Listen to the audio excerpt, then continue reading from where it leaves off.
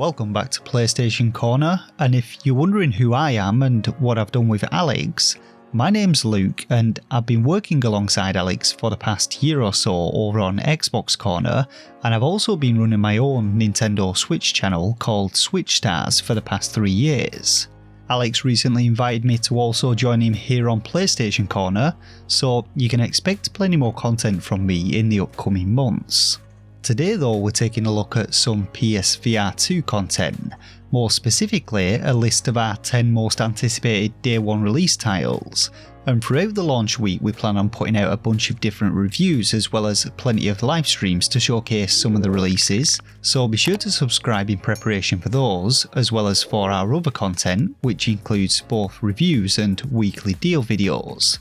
With that said though, let's get into it.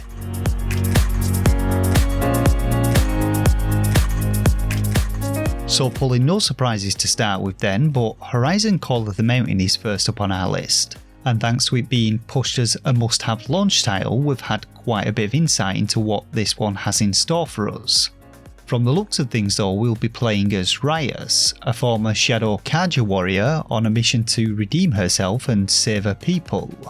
Heading out back into the Horizon wilds though, we'll be climbing hand over hand up cliffs, putting our bow skills to the test as we hunt down machines, and immersing ourselves in the breathtaking world of Horizon like never before.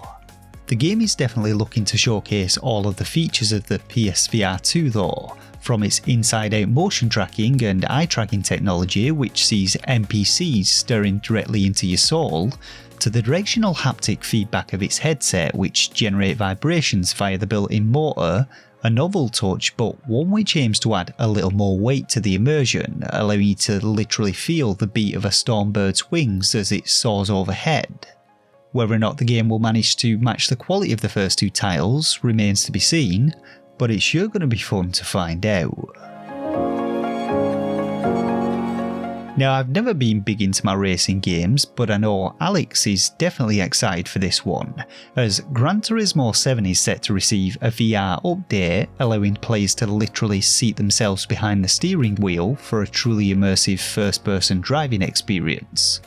Now, I'm aware that this one took a lot of flack on launch, even being review bombed over on Metacritic due to its predatory microtransactions and the heavy amounts of grinding required to unlock its most expensive cars. But despite this, the title remains one of the best simulation races on the platform. It has some fantastic visuals, a whole slew of content to work your way through, and if you're not really up for the grind, there are ways and means of acquiring millions of credits in a short space of time, and all it takes is a quick YouTube search to discover the method. Now, if you're into your FPS games, then Pavlov VR is likely going to be top of your list when it comes to launch day releases, and this one has been out in early access on Steam VR and Quest for a while, but it was supposedly one of the first FPS games developed for VR.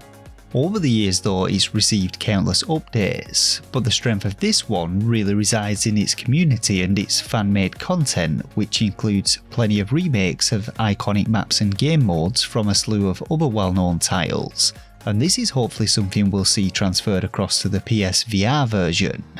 From the looks of things though, this is going to be the quintessential FPS experience for players new to VR who may have played other FPS series and maybe found them a little bit too hardcore, and it's a game which just aims to cater to those looking for a good time who want to dive into a bunch of different content, play around with some guns and blast some baddies. This is definitely one though that I'm extremely intrigued by, and I can't wait to dive in and give it a go.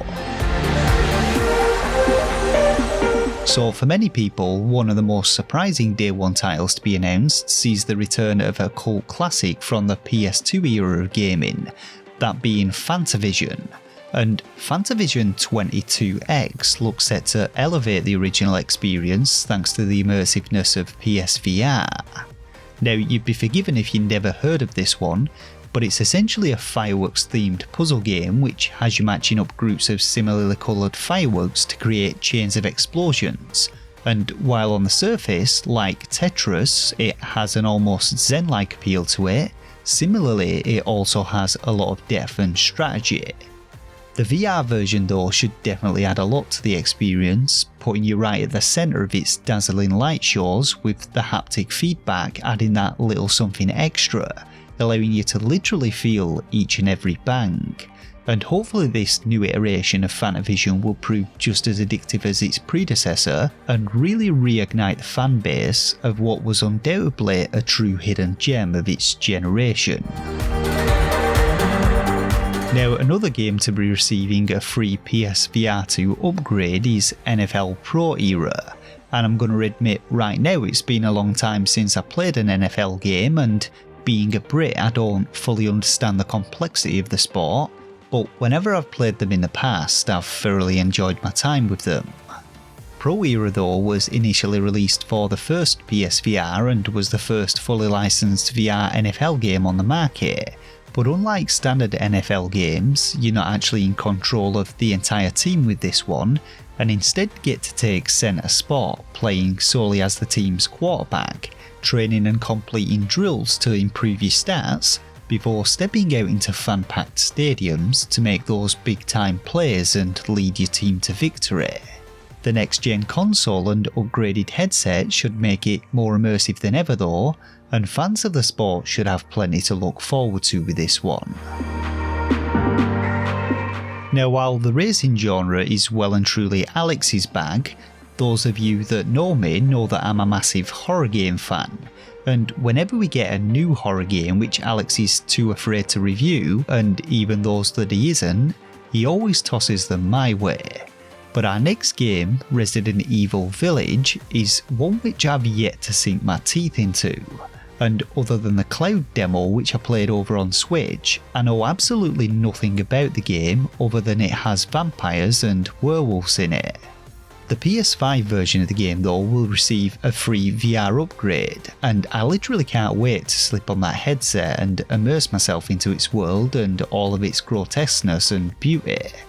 From what I've been told, it's not quite as terrifying as Resident Evil 7 Biohazard, but I've only played a couple of VR horror games in my time, and compared to playing them on a TV, the way in which they envelop the senses means that anything even remotely scary tends to have its effects multiplied tenfold, and so I eagerly anticipate a live stream of this one at some point in the near future. So like many of the day one releases, our next game comes as a free upgrade if you own the original PSVR version. But Pistol Whip is an action rhythm game which, with its low poly visual aesthetic, to me kind of looks like Super Hot. But the gameplay with this one is more akin to something like Beat Saber, as it has you aiming and shooting to the beat, and from what I've heard it also has an absolutely phenomenal soundtrack to boot. Rather than being stationary though and having to slash away with a pair of neon lightsabers, Pistol Whip sees you swagging your way through pulsating landscapes and John Wicking the hell out of anything that gets in your way, whilst simultaneously dodging incoming bullets like Neo. So you're basically Neo Wick, an absolute badass gunslinger on a search for his missing sister. Not much else to say about this one, except it looks friggin' awesome and I want to play it right now. So if perchance you happen to be a huge Star Wars fan who is also picking up a PSVR 2 this month, then you'll no doubt be happy to hear that Star Wars Tales from the Galaxy's Edge Enhanced Edition is going to be amongst its launch titles. Previously a Quest exclusive, this one has you playing as an unlikely hero, a lowly droid repair technician, who after coming under attack from pirates crash lands on the planet of Batu and winds up on an adventure, along the way meeting up with some iconic characters from the Star Wars universe. Gameplay looks to be predominantly focused around first-person shooting, but this enhanced edition features all three tales from the original game, including the Last Call DLC, massively ups the visual fidelity to truly bring the world and its characters to life, and implements the haptic features of the PSVR 2 to provide a more immersive Star Wars experience. From what I hear, it's not the longest game in terms of its playtime, but I do love me a bit of Star Wars, and I'm pretty hyped to give this one a go. Coming into our last two then, our penultimate title is What the Bat, And of all the games in our list today, this one is by far the weirdest, but if you played its predecessor, What the Golf, then that should really come as no surprise to you. The premise is this though: you were born with baseball bats for arms, but being the absolute legend that you aren't about to let a minor physical disability such as this get in your way, and you're about to prove that you can do everything that a normal person can do and more. From brushing your teeth to cooking omelettes, stroking puppy dogs and doing a spot of recreational fishing. No task is too great, and the game is filled with over 100 wacky levels for you to work through. An eclectic minigame bonanza which is about as mental as you'd expect given your appendage related predicament, but I'll definitely be doing a live stream of this one, so be sure to tune into that on release week. So to round off today's list then, we have Kayak VR Mirage, a game which out of all 36 PSVR2 release titles, Alex has told me he's most looking forward to giving a go, and who could blame him? Just look at the damn thing, the game looks absolutely phenomenal. Now you can argue that kayaking is just something you could go out and do in real life, but that would involve actually leaving the comfort of my own home, getting wet, and worst of all, physical exertion. And who wants horrible achy arms? Not me. Though I expect swinging about those motion controllers might be somewhat of a workout, but that's beside the point. Kayak VR looks to be as relaxing or as intense as you want it to be.